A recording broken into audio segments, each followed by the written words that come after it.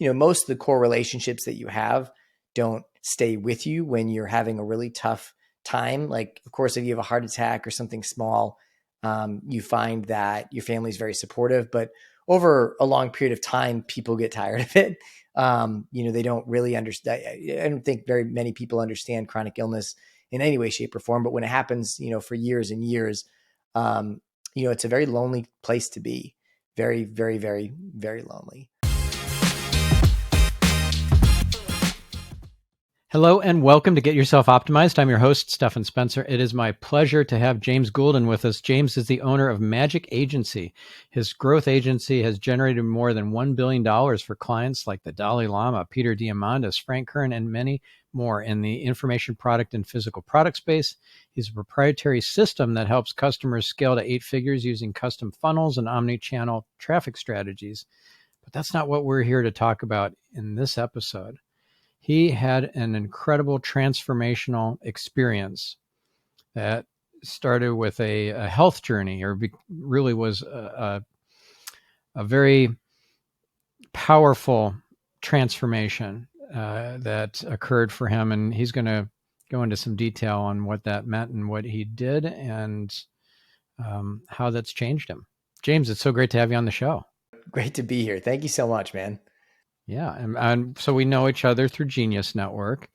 And I love Joe Polish and what he's done. And I've had him on Marketing Speak, my other podcast. We'll have him shortly on this podcast on Get Yourself Optimized to talk about his new book. I've met so many amazing people such as yourself through. Yeah. Shout out to Joe's Genius Network. Yeah. We'll plug that in there for a second. Yeah. So let's start talking about how you got to where you're at now. Like, there was some hero's journey that you went through. So I'd love to hear what that is. Some would call it. Yeah. I mean, do you want me to start with kind of like what happened and then go to the transformation, or walk us through the story? Yeah, I was blessed with about 70 ER related symptoms over the course of 3 years. It started when I had gotten a divorce, and, I thought a lot of the stress of getting a divorce was causing me some health issues. I mean, I'm sure that was part of it. My throat would close up. So I would have they called it a goiter in my throat, and it would close up about once a day. And it was really scary. It happened for about 60 seconds a day, which doesn't seem like a lot, but when you can't breathe, it's very, very intimidating, and very scary, especially when you don't know what's happening. And, I started to go to doctors, and everybody said I was fine. They said, we have no idea what it is. And then I started to get, really sick, like a flu that wouldn't go away. And, started going to a couple more doctors, and, everybody was just saying, hey, we have no idea what you have. And then I had a lung collapse. And so I went to the ER, and that was the first time they had really done a x-ray of my body. And, my lungs lit up like a Christmas tree. I don't know if you ever been to a doctor and they, you go get the test, and then they, as you're leaving, they call you and they go, oh no, we need you to come back. But it's a very scary moment when you feel the urgency in their voice, and you hear it from them of being like, oh, no, this isn't like, we can't schedule an appointment next week. Like, you need to come back in. So I had a bunch of nodules in my lung that had created holes. And so they found out that was caused by something locally here called valley fever, but I didn't have any of the typical symptoms. So they tried to treat me for valley fever. And while they were treating me for valley fever, I would get lightning bolts that would go down my body. And my left side of my body would go numb. And I started to get vertigo. And so I couldn't really drive anymore. I couldn't really, it's very disabling not to be able to walk and function. Plus, when you're sick, for an extended period of time, I don't know a lot of people who've been sick for like longer than a couple months. So it's hard to explain, but it's really tough, and you end up really freaking out. I think it's a tough place to be because, your limbic system and your amygdala just light up, and, the victim mindset comes very quickly when you are in massive pain and suffering. From there, I started seeing more specialists. I started, like, once I had vertigo, I started to take it more seriously. At that point, for the next year and a half, I would see a specialist or two specialists a week. So majority of my time was spent, scheduling appointments, doing a lot of just the robustness of, sauna in the morning, meditation, like really just trying to map the mental health side of the physical symptoms out. But like most entrepreneurs, I wanted to solve the problem. And I think that's what ultimately led me to the biggest problem, which is it didn't need to be solved, right? It needed to be enveloped. So from there, I had, quite a few more symptoms. I had my legs go out. So I had one of the medications they gave me was I don't remember what it was called, but basically like it would hit a tendon and it would my tendon exploded in my right leg, and then I had a L5 that got seriously disrupted and had some issues. So I lost my ability to walk for total about 7 or 8 months, which is you get to see the best of humanity when you are fully disabled. You get to see how people help. You get to, everybody's holding the door for you. It was a cool experience, but limiting, especially because I didn't have my eyesight with the vertigo. The vertigo eventually went away, but that's your brain's way of dealing with it. But kind of like once I started to get major failure points, so then I had some major liver issues with the medications they were giving me for valley fever, and it wasn't working. And they decided to double the dose. Instead of looking into it further, they decided to just continually double the dose until I had, I was urinating blood. My eyes would turn yellow, and the doctor would be like, "Oh, how yellow?" And you're like, "Well, I'm calling you. It's pretty yellow." Then I had renal failure, then major thyroid issues, and then the brain edema, which would, then I would get brain fog that lasted for 3 years. And I don't know if anybody's had brain fog, but it's like you're hungover, really, really hungover every day. You really get to experience life in a different filter. And, there's a lot of pain and suffering involved in massive brain fog outside of, not being, I was just telling Stephan that I hated my bio because it says more about the business angle than it does about the real reason we're here and the life angle. And, but I had to go 3 years without working in my business. I was completely disabled, couldn't work in the business, and that caused a lot of stress and a lot of anxiety, and eventually got to the point where I was seeking out like best in the world specialists to really, really understand what was happening. And, found a couple at, John Hopkins Longevity Institute. There is the MAPS Foundation. There's a couple different foundations that I reached out to try to get an understanding of what happened. Eventually, they had found out that, over a series of, I probably invested millions of dollars at this point. I'm embarrassed to even look into what it was. But after millions of dollars of tests, they found out that I had Lyme's disease, mold, like a couple different types of mold, H. pylori, valley fever, and SIBO. And basically my body was just freaking out. And, at one point I was on 98 medications, and my body would just shut down. I would just have these cytokine storms, and my body just wouldn't work that day. And, you'd wake up at 6 a.m. and that was the end of the day. So it was like a really tough option trying to figure out like what the solution was. I probably talked to 30 or 40 different doctors, and none of them really had a solution for what I had. Basically, it amounted to good luck. We hope you get better, but we don't have, modern medicine doesn't really have a solution for you right now. And, hope the best. So a lot of it was around the terminal angle of not getting better. I mean, or worse, like terminal would have been the best case scenario. I was praying for death for at least 90 days straight before, my wife and I decided to look into the suicide option and, euthanasia, and really figure out how to end my life in a way that was kind. I was going through a lot of symptom related issues that, I mean, I lost my mind. I lost, most of the core relationships that you have don't stay with you when you're having a really tough time. Like, of course, if you have a heart attack or something small, you find that your family is very supportive, but over a long period of time, people get tired of it. They don't really understand. I don't think very many people understand chronic illness in any way, shape, or form. But when it happens, for years and years, it's a very lonely place to be. Very, very, very, very lonely. The biggest thing was when I went through and, I talked to my wife and I was like, hey, I'm thinking of killing myself. And she goes, I get it. I get it. And I understand. It was probably one of the first times I'd ever really felt seen and heard was when my wife was like, no, I get it. Like, this is the pain associated with it.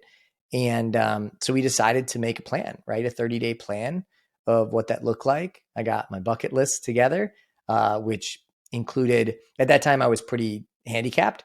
So it was, I wanted to watch every movie extended edition of Lord of the Rings, which it doesn't sound like a big deal, but at the time it was the biggest deal. And so my wife went out and she got all of the, she went to the dollar store and got all these like Lord of the Rings things for the rooms and got it all set up for the day. And we watched every single movie of Lord of the Rings, and a huge day, like big day. But then after that, we decided to go through and write my letters to people, right? Of kind of like what I wanted them to know about me and how I care about them. And I don't know if, many of the listeners have done that, but it's an incredible experience. It's very powerfully positive to see and understand and be able to communicate to somebody from a different perspective, from a perspective of potentially never seeing them again.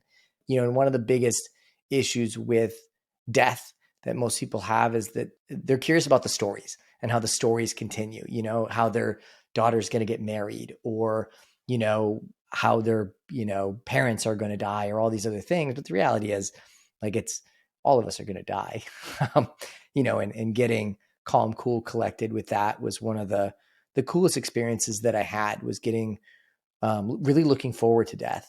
I was in enough suffering where it would have been a massive kindness to take my life at that point. But the big thing was, after I started writing these letters, after, I had done my bucket list, and after I'd done a lot of these, it was like, hey, let's just stop going to the doctors. Like, we're done with that. Like, it's very obvious that we're on another path, and that the doctor community is just a lot of stress. I mean, it was like 17 hours a day I was spending either on insurance calls, fighting the insurance company. I mean, I was like, had calls with my senator to try to get the insurance to pay for specific stuff. But it's a lot. It's a lot to try to save your life. It's very time consuming, very energy consuming, and it didn't really serve me. And so during the 30 days that my wife and I had decided that we were going to take, I started to get 1% better. And that was all I needed at that point. Like, I wasn't looking to die. I was just looking to end the suffering.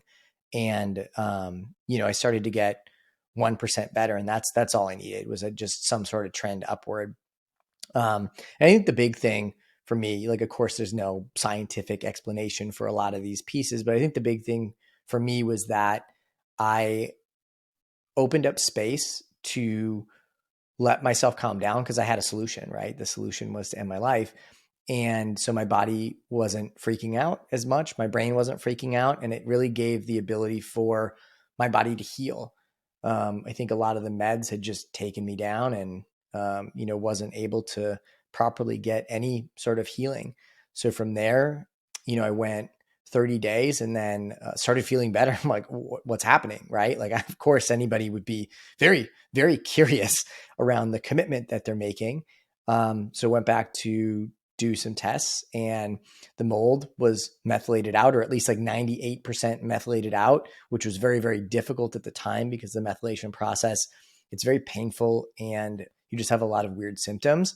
And so the mold was the biggest thing. Then I was like, okay, I'm feeling better. I'm going to go to see some specialists about the rest of the items. I ended up doing some pretty strong therapies for Lyme, and got rid of the Lyme's disease. Went in and got the H. pylori taken care of. The SIBO kind of handled itself. And, over the next year or so it took me to get the brain fog away, but it eventually just went away. And a lot of it was going through, there's Dr. Joe Dispenza was very powerful on reality creation. Dr. Annie Hopper on her DNRS. If anybody has any chronic illness, DNRS was nuts. I mean, it was incredibly potent and effective.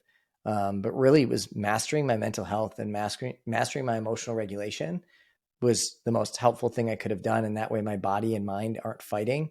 They're trying to co-collaborate. So I think that was kind of the biggest transition. So I'll let you speak to that and see kind of where you want me to take it from there. Wow. So when did you get 100% better, where you're completely functional and you're back at your business and you're fully present in your relationship and with your friends and everything? Yeah, July 16th, 2022, right? I got a tattoo. This is my first 90 days of consecutive health.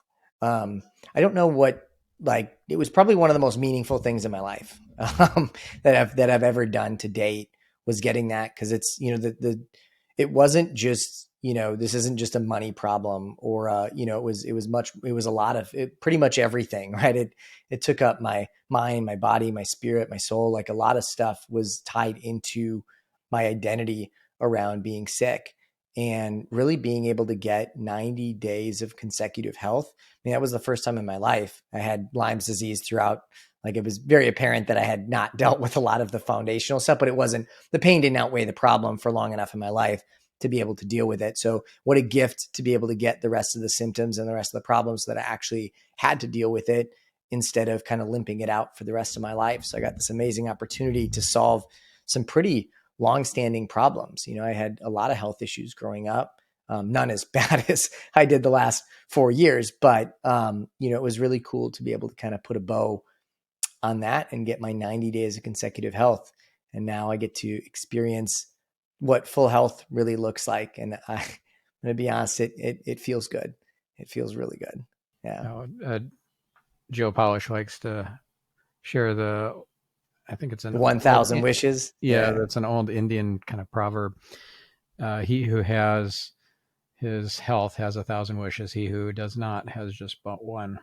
So what were some of the Lyme therapies? You said there were some strong therapies that you went through. What were those?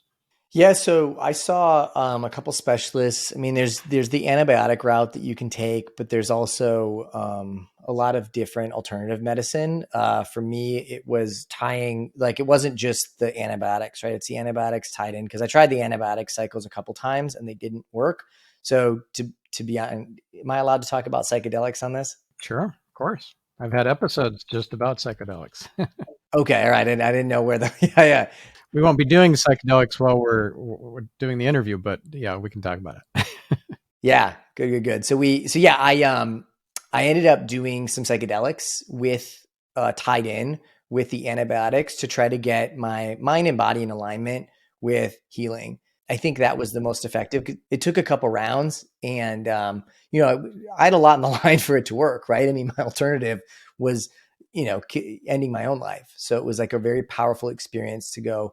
Let's try to tie in different modalities. There's a lot of alternative medicine that I don't think a lot of people take as seriously as they could. I think the allopathic community is very limited on their understanding of health. And I think doctors have a lot of trust and credibility that could potentially lead you the wrong way. And so a lot of it was trying alternative medicine. I mean, again, it was every day was doing sauna for, a couple hours a day for methylation. Then it was, red light therapy, cold tub, hyperbaric oxygen, pure oxygen, cryo, steam, powerful meditations. So kind of spending my entire day working on the mental health side in order to augment my limbic system that could then help me solve the rest of my problems. Cause you get into something called a limbic loop where your body is just continually freaking out and then it won't heal itself. And that was kind of one of the biggest healing modalities that I learned about with Dr. Annie Hopper. And that's DNRS? DNRS, yeah. What does that stand for? Dynamic Neural Retraining Program. And it's very in depth. So I wouldn't do it unless the pain outweighs the problem because you're going to invest a long period of time in it.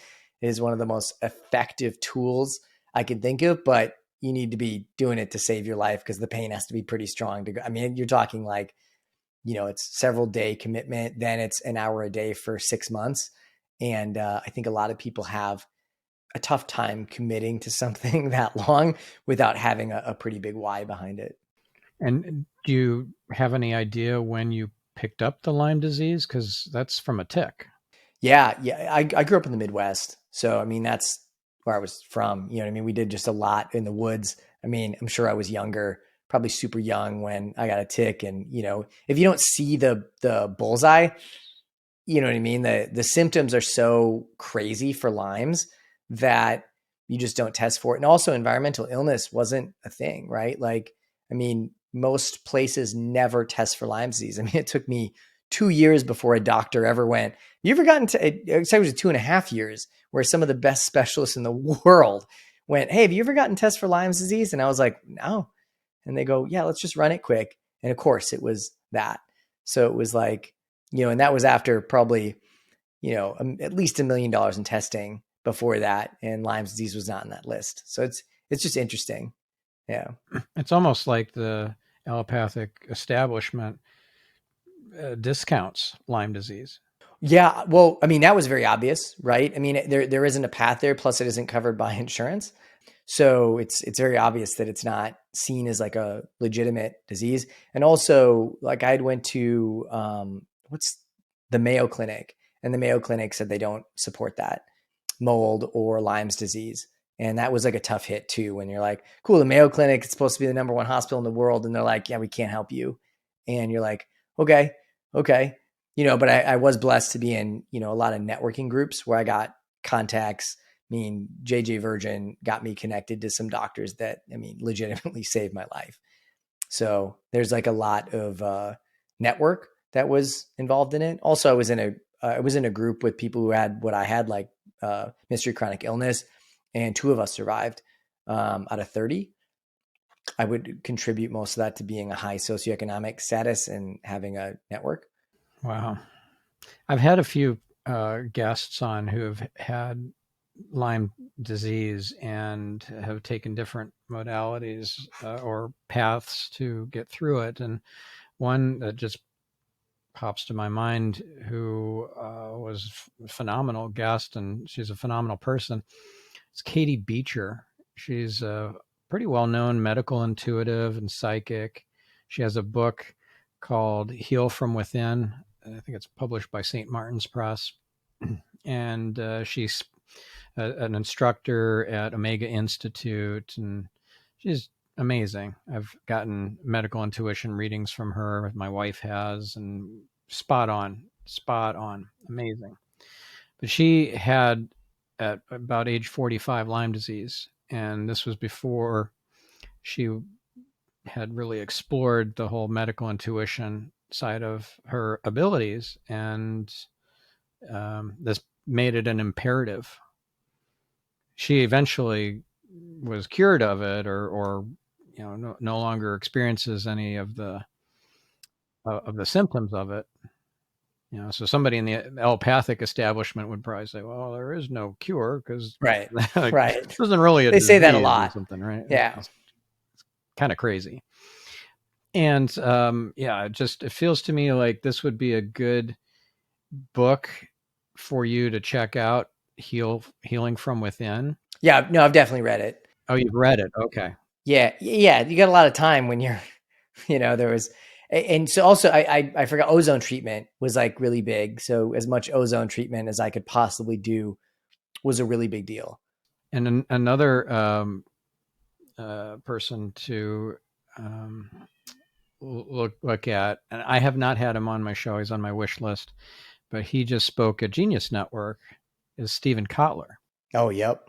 So he had Lyme disease and was barely able to walk. I didn't know he had Lyme's. Yeah. Well, he was in such bad shape with Lyme disease that he was suicidal as well, and he needed help to get to walk anywhere. And at one point, he wanted to try to surf, which sounded ridiculous to everybody because he couldn't even walk. But he insisted. He shared the whole story in this Genius Network interview with Joe. And they accommodated him, helped him to get on the surfboard, and figured, this is not going to end well. But once he was on the surfboard, he got into a flow state and he was able to stay on. And when he was in flow, he was able to access something inside himself, and it just turned all the light switches on. And it's what cured him. He kept going on the surfboard, just no matter how bad he felt. He'd be exhausted after doing the surfing session, but he'd do it day after day after day, and it cured him. Yeah, I think a lot of people don't understand how powerful a weapon your body is, right? Like, I mean, this is genetically engineered to solve and heal, and just priming it for the right time. Speaking of the allopathic stuff, I think it's really tough, when you get a terminal diagnosis or something finite and it isn't as black and white as that. I think can be a very tough thing to handle, right? Like, especially if somebody tells you, if somebody you trust, like a doctor, says this can't be solved. I think that's a very tough thing. As entrepreneurs, it's a lot easier to be like, watch me try, and I'll figure it out. I'll be the one to figure it out. But it's just a very dangerous path to get down when you're giving advice to people around that you can't get healthy. Like, there's tons of stories like that. I've experienced it firsthand, and it's incredibly interesting because even a lot of the healing that I did, I can't explain some of it. You know what I mean? Like, of course, I can give you the stuff I took or what I did, but the reality is that I'm very blessed to be healthy right now. And I don't know exactly what worked, but something did. And I've been 100% for almost a year now. And it's life changing. There isn't a day where I'm not crying in the morning, just so blessed at being able to see again, being able to interact with my family. It's tough when you're trying to communicate to somebody and you're under a severe amount of pain. That takes over a lot of your life, especially if you're disabled as well. You feel your usefulness going away, and it's interesting to learn. Like, one of the first things you learn is who loves you for who you are versus what you do, and that was a very, very powerful component that I got to experience when I went through this. Because you're not exactly in a position to help anyone outside of empathy and maybe be a great case study for somebody to enjoy their life a little bit more. But really seeing people for who they are and how they show their expression of love to you is a very powerful experience that I don't think I would have been blessed with that any other way. Yeah. So if you had the opportunity to do this over again, would you done it differently? Yeah. I don't publicly talk about this a lot, but yeah, I would put a bullet through my brain. I would end it much more quickly, just because I think that, I have a different relationship with life and death than I did then. And if I knew what I knew now, what I was going to go through, oof, oh man, it is a tough position to be in. It's very interesting to be in a spot where life doesn't have the value it once did. And, just experiencing that amount of suffering it changes you. It changes you in a really big way. It, of course, changes you for the positive. If I knew I was going to make it out of it, of course, I would go through it again, but I would have the mental fortitude. But the reality is, like, being that attached to this life caused me a lot of suffering. And I think, listening to the universe, if this was the 1400s, I would have just died immediately. And, that would have been the end of it. But I think really showing kindness and love to myself, it was, the way that I fought it was because I didn't want, I was scared. I was very scared, and I wouldn't be nearly as scared now as I was then, for sure. So on one hand, you would have put a bullet in your head, knowing the suffering that you were destined to go through. But on the other hand, you also said, well, if I also knew that I would make it out and be, 100% with all the lessons and everything, I guess I would go through it again. Yeah. Which Yeah, I would, one is if I knew more I was going to true? make it. Yeah. Well, it's a very different equation, right? When you have, 200 medical professionals, you know what I mean? And not like, NPs, these are like best in the world doctors telling you that there's nothing they can do. It's a very terrifying place to be. And at that point, it's around just being as kind to yourself as possible, which kindness, I mean, I have a belief in something bigger than right now. The reality that we're in is the reality that we're in. And I think I'm really excited to see what's next. I'm very, very excited to see what's next. And I'm just not as tied to this life these stories as I once was. Of course, I live an incredibly joyful life. And I mean, I'm in the best part of my life right now. But again, that amount of suffering, I think it was tough. Yeah. And it affected a lot of people around me, and you become a burden for a long period of time that it's very, very tough on the people around you. Do you believe that you end up with a lot of karmic debt from committing suicide? I think it depends on what you're doing, right? Like I think if you do it as a kindness, if you do it as, I mean, it's kind of like euthanasia. Going through what I went through, I was very against it for a very long period of time. Now I'm very much for it. I think that the kindest thing you can get is a quick death, and I think that everybody deserves it. And it's a tough spot to be in, right? Because I think that it's interesting with, I think a lot of people are just very tied to this experience, right? You mean the being in this bodysuit and having this lifetime? Right. Where it's like they're willing to do anything.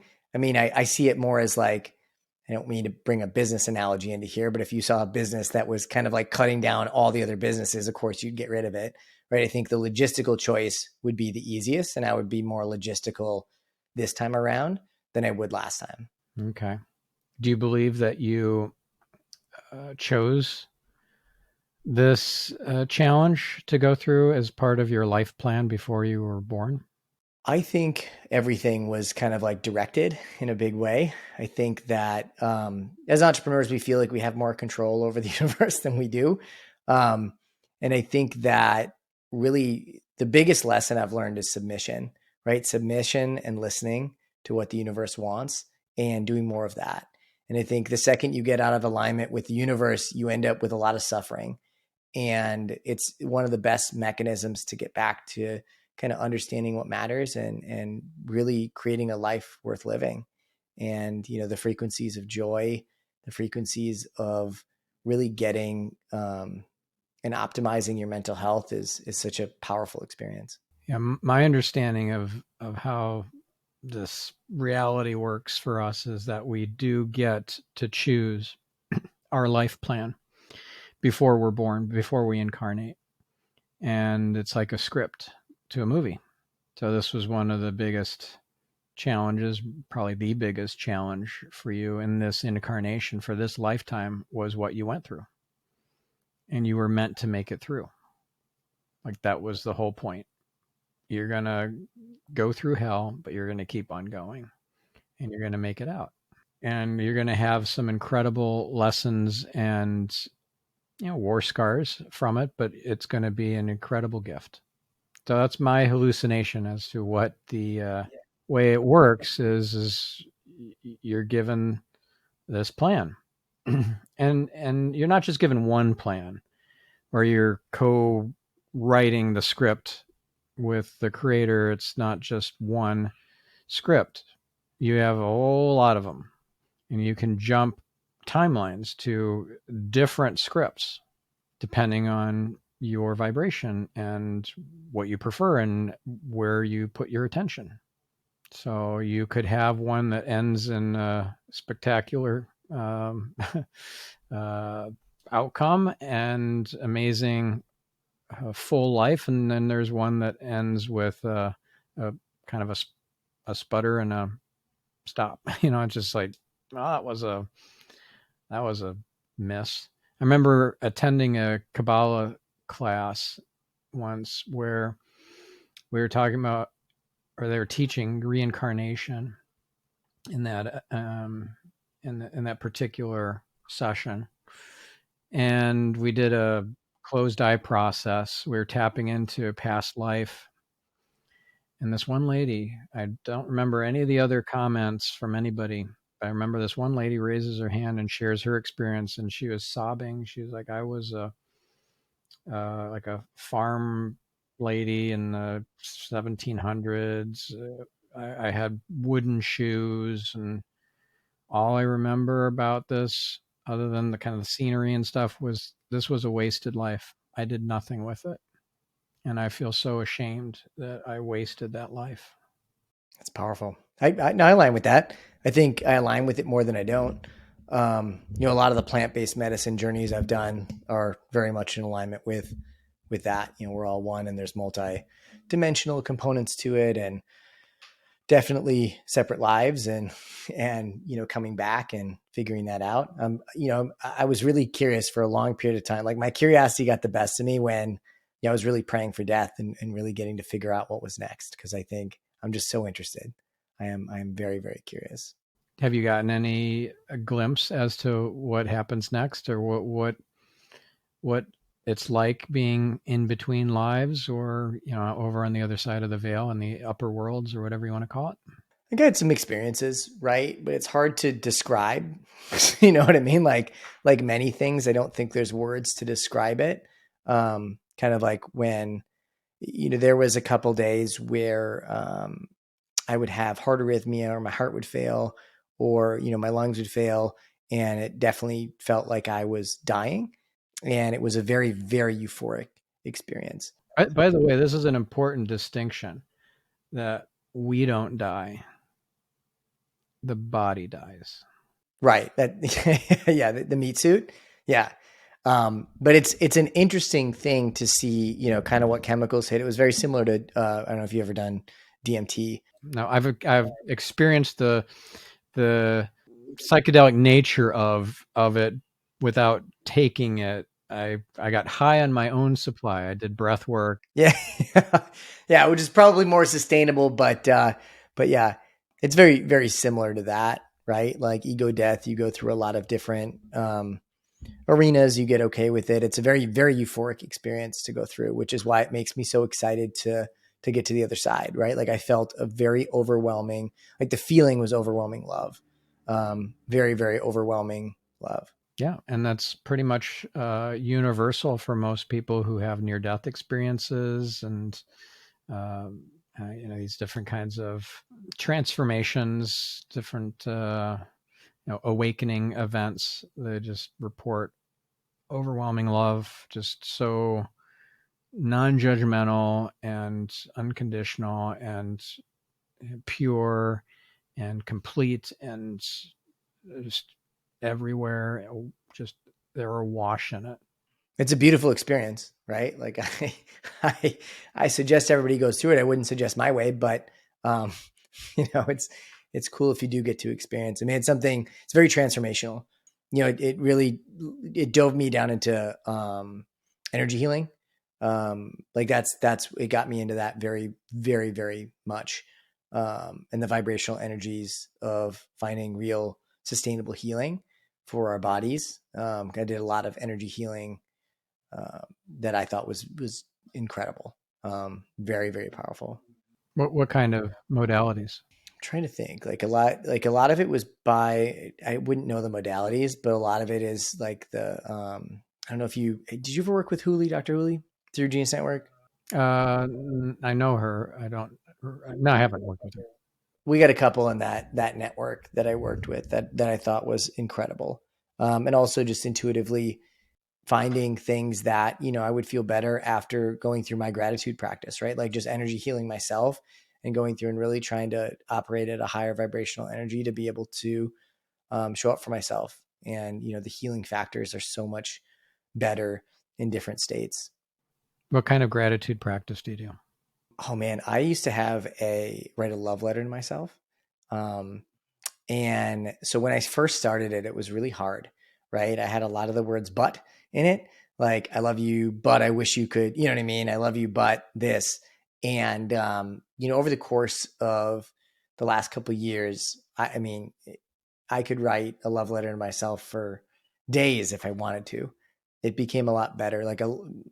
Most of my journey led me to being more kind to myself and really, really, I think most of your bottlenecks are internal, meaning you can only love somebody as much as you love yourself. I think you can only be as kind to others as you are to yourself. I think you can only emotionally regulate around others as much as you do internally. And I think, that this stage of my life has been more around the internal journey than the external one. And it's been really fun. It's been really, really, really, really fun. So if you were to say some things as a love letter spoken aloud right now to yourself, what would some of those things be? Just that I'm so proud, right? Proud of myself for getting through what I did, for showing up in the way that I did. I think I was really proud at how I communicated to others and myself around what was happening. And I was really proud for not giving up. I was really proud. I am really proud of myself for, I got to do some really great things in the world. After I got healthy, I was able to work with some very talented people who are changing the world in a very, very, very powerful way. So I get to do a lot of cool things, but I'm also really proud of just like taking my journey internal. And, my lessons this year are around listening better, especially I have a new son. So that was like a really big deal. He just turned 1 last Saturday. Congratulations. So, showing up as the best father I can and the best husband I can has been a really good journey that I'm very proud of. My wife was very, very sick before her pregnancy, and a lot of it was mold related. And then she got a parasite, so it wasn't able to fully heal. And then she had a tough pregnancy, and I was really proud of how I showed up for that. And then she had a really tough healing journey to get back to um, being able to support herself and Easton. And I did a really good job of supporting her in that. And, what a cool gift to get is to be able to support somebody else who supported you in such a big way. Yeah. So she was your rock, Yeah. and then you were hers. It's the best gift you can give somebody. Yeah. I mean, she'll always have a place in my heart for that. Right. Like a multidimensional love comes from something like that. Like you get to see somebody at their absolute rawest, most vulnerable form, and they've seen you at that absolute vulnerable raw form. And you really get to solve a lot of problems doing that. And I think it gets rid of a lot of the vanity and ego issues that are associated with a lot of relationships. Yeah. So your relationship is much deeper because of what you both went through. Yeah. Yeah. I think suffering is such a catalyst for joy, right? Like the amount of suffering that you can handle is also the capacity for joy. And, to really experience very, very powerful joy, you have to experience very, very, very, very powerful suffering. And with oneness, they teach that there are two states that you can be in. One is a suffering state, and the other is a beautiful state. Both are beautiful. One I'd prefer over the other. You know what I mean? One is learning, the other's exploring. But yeah, it is. I'm really glad to be out of the pain though. The pain was a tough learning lesson. Pain is always the best teacher, but that was that was really tough. Earlier, you mentioned that just the phrase "the real reason we're here." What is the real reason that you're here? Yeah, I mean, I feel my reason to be here is to just explore, be an adventurer, really understand the depths of life and how amazing the fragility of life is, and how beautiful we have it here. Right? This is such an adventure. I do a meditation with my son a couple hours a day, and him and I just explore the world. Right? I'll do a 10 milligram gummy of edibles, and him and I just go out into the desert and we just explore, and everything's new to him. And it's just such a beautiful experience to learn from him what's new and what we take for granted. And, I found such joyful experiences in like changing a diaper or being able to spend, there was a long period of time in which I didn't think I was going to get the opportunity to spend time with a version of me that is, started from nothing. And what a cool experience it's been. I found a lot bigger mission, a lot bigger why. And I think it's just what a beautiful experience it is to be alive and get to experience what we experience every day. I think a lot of people just take it for granted, but it's, it's amazing and it's beautiful. Yeah. What was on your bucket list? That's a great question. So we had to be practical about it. I mean, one of the big things when you're going through anything that you feel you have to close up your life is that you play small. So it's going to sound funny, but it wasn't anything crazy, right? Like I've lived a legendary life. I have done things that I think are incredibly legendary. I've lived as an extremist for most of my life. So I've done some really, really cool stuff. I'm not really somebody who makes a bucket list in that reality. Like one of the things that I wanted to do was experience another adventure, which, my favorite adventure of all time is Lord of the Rings. I'm a big, big, big Lord of the Rings fan. And I kind of wanted to end my final days with that type of adventure. So it made sense. It was the poetry of, going to Mordor and throwing a ring in there is very similar to the experience that I felt that I was going through in order to have finality to my suffering. And so it was a really cool alignment with what I wanted. But the reality is my bucket list is done, right? What more do I want? I have a wife who would die for me. I have, a beautiful life. I have, I have my health, but, I have everything I want. At least have everything I need. But the reality is, I got a lot more calm, cool, collected, on what matters to me by getting it filtered through the process of suffering, for sure. That being said, one of the cool things, what you probably wanted to hear was I wanted to do space. I want to go to space. Like at some point in my life, I would love to go to space. That was on my bucket list, and now I really don't care. Your perspective changes, right? You see your multidimensionality, and it's like, well, yeah, I've already been to space. Yeah. I feel like I've already been there, right? Like I understand like that the journey of going to space and the uncomfortableness of going to space. I feel like I got that checked off with a lot of the health problems. Like, I pushed myself through my comfort zone so much in that journey that, again, I feel like I've aged quite a bit going through that journey and that amount of suffering, and not in a bad way, in like a wisdom way. Wisdom, yeah. Yeah, you learn a lot of great life lessons. I don't think you can learn any other way by that amount of suffering, like really not having a lot. I remember Joe Polish in one meeting was like, for $100 million, would you lose your legs? I said, yes, 100%. For $100 million, I've experienced not having my legs. I've never experienced $100 million. I would be very open to that. Oh, that's hilarious. No, wait, there's not any amount of money because it's all an illusion. 100%. That's the point. And I think a lot of people there were like, what, this guy's crazy. But the reality is, I think they're crazy and they're tied to a narrative. I remember when you were the only one that raised his hand. Right. And well, they're tied to a narrative that may or may not be serving them.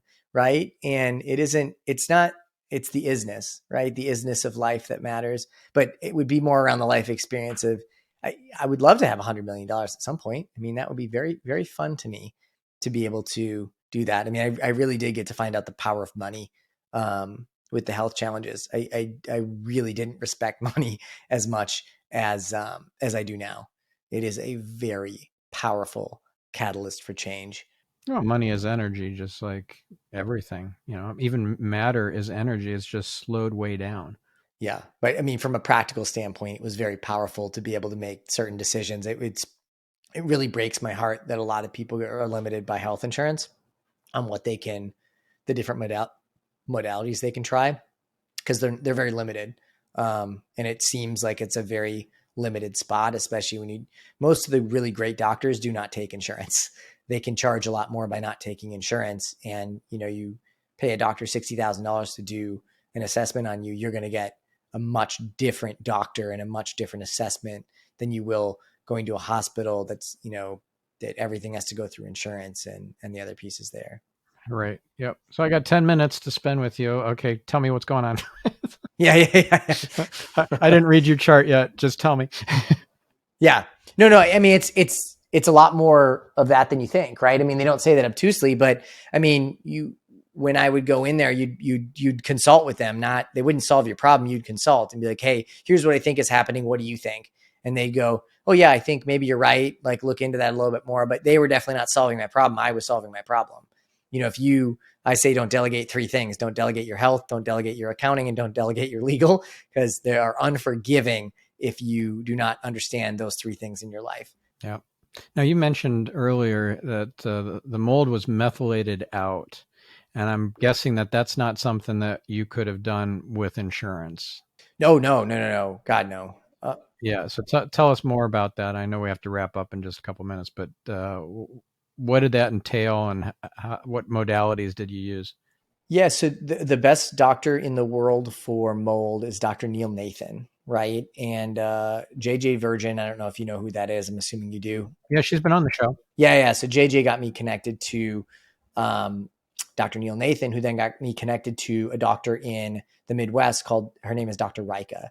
And she was recommended through Dr. Neil Nathan, because Dr. Neil Nathan he's not a practicing doctor anymore. He's more in like the scientific arena of it, but he coached with her on my process. And it's very complicated. Like it's a lot of pseudoscience, but it's, most functional doctors think they know what they're talking about with mold, and they don't. And you got to be very careful with the different binders and a lot of the methylation process, because if you do it wrong, it tears apart your body.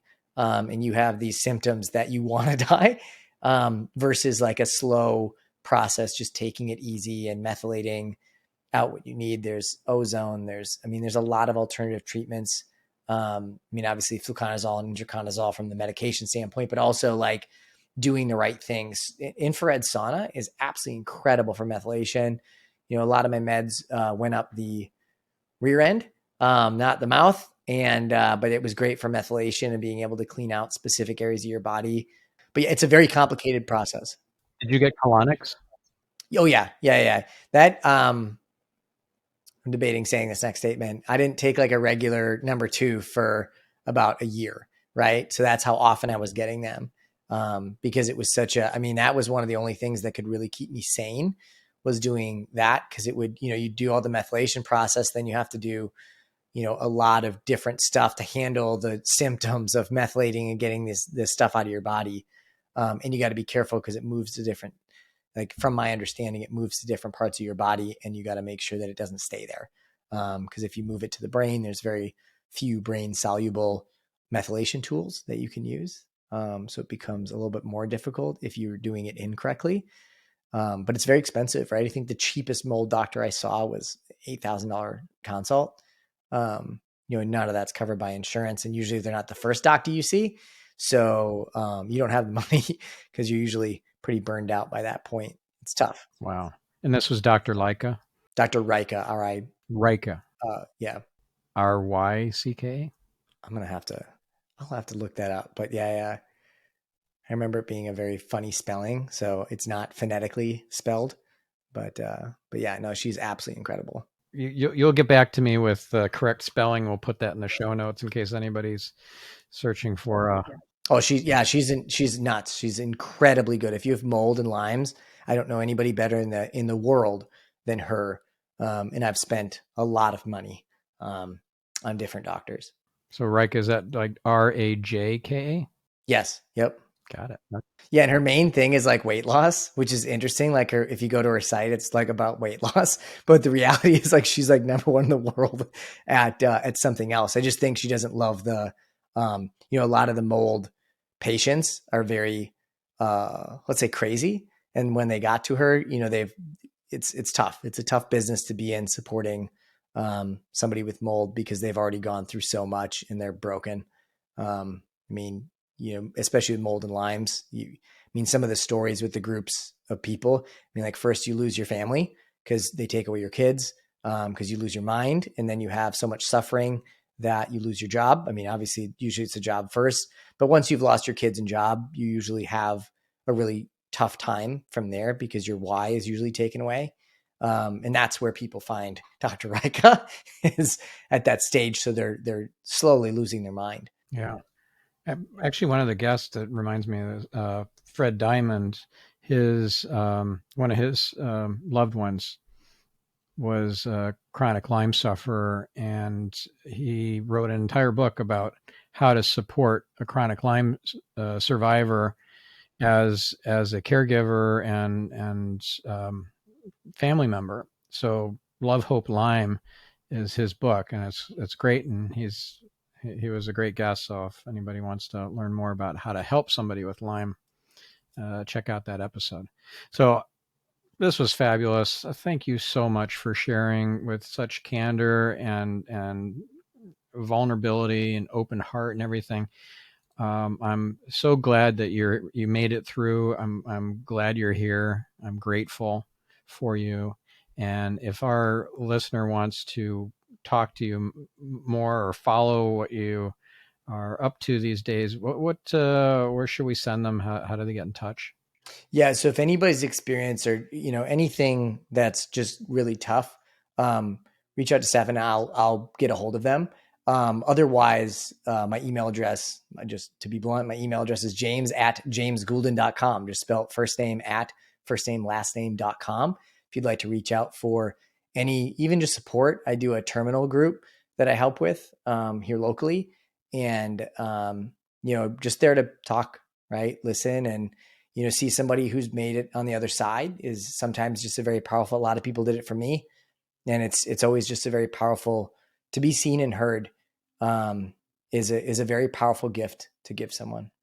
Amazing. Well, you're a light in the world. Thank you so much for what you do and for sharing this incredible story of struggle and of conquering what you had to conquer in order to make it through alive. So thank you. And thank you, listener. We'll catch you on the next episode. I'm your host, Stephan Spencer, signing off.